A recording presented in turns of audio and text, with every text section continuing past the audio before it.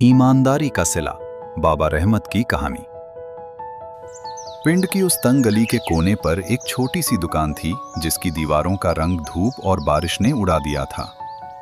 उस दुकान के मालिक बाबा रहमत थे, एक ऐसी शख्सियत जिनका चेहरा वक्त की गहरी लकीरों से भरा हुआ था, मगर उनकी आंखों में अभी भी जवानी जैसी चमक बाकी थी। बाबा जी ने अपनी पूरी जिंदगी इसी दुकान की चौखट पर गुजारी थी। उनकी पहचान उनकी पुरानी खाकिस्तरी कमीज, पाँव में पुरानी चप्पल और हमेशा हाथ में रहने वाली लकड़ी की तस्बीह थी। लोग कहते थे कि बाबा जी ने कभी किसी का एक पैसा भी ऊपर नीचे नहीं किया, इसीलिए पूरा मोहल्ला उन पर अंधा भरोसा करता था। दोपहर की शदीद तपिश थी। बाबा रहमत अपनी पुरानी लकड़ी की बेंच पर बैठे थे। दुकान के बाहर लगे नीम के दरख्त पर चिड़िया चहचहा रही थी। बाबा जी के हाथ में तस्बीह थी और उनकी निगाहें सामने सड़क पर जमी थीं, गोया वो रिस्क का नहीं किसी इम्तिहान का इंतजार कर रहे हों। एक नए मॉडल की चमकती हुई गाड़ी दुकान के सामने रुकी। एक अमीर आदमी उतरा और जल्दी में बोला, बाबा जल्दी से 5 किलो सबसे अच्छी दाल दे दें और ये 2000 का नोट रखें, बाकी पैसे जल्दी वापस करें। बाबा रहमत ने ठहरकर तस्बीह मेज पर रखी। उन्होंने दाल का डब्बा खोला, उसे ढंग से देखा और फिर हाथ रोक लिया। वो बोले, बेटा आज ये दाल मत लो, उसमें हल्की सी नमी है, 2 दिन बाद खराब हो जाएगी। मेरे पास इससे सुस्ती वाली दाल है, वो बिल्कुल साफ है, वो ले जाओ। अमीर आदमी हैरान हुआ और बोला, बाबा मैं महंगी मांग रहा हूँ, आप अपना नुकसान क्यों कर रहे हैं? बाबा जी ने मुस्कुराते हुए थैला भरा और कहा, बेटा मैंने उस दुकान की धूल में अपनी जवानी गुजारी है।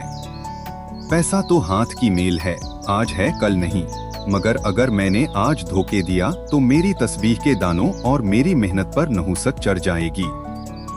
मैंने कभी हराम का 1 रुपया उस गले में नहीं डाला। वो आदमी खामोश हो गया। उसने बाबा जी की पुरानी कमीज और पेवंद लगे जूतों को देखा और फिर उनके चेहरे के सुकून को। अगले ही दिन वो आदमी दोबारा आया, मगर इस बार वो अकेला नहीं था। उसके साथ तामीराती कारकुनों की एक पूरी टीम, नए पेंट के डब्बे, लकड़ी के नए तख्ते और तामीरे नौ का पूरा सामान था। बाबा जी हैरान होकर देख रहे थे कि उस टीम ने चंद घंटों में उनकी पुरानी धूल भरी दुकान को नए सिरे से तामीर करना शुरू कर दिया। दीवारों पर ताज़ा पेंट, लकड़ी के मजबूत नए शेल्फ, बारिश से बचाव के लिए नया शटर और उनकी बेंच की जगह एक नया आरामदेह काउंटर लगा दिया गया।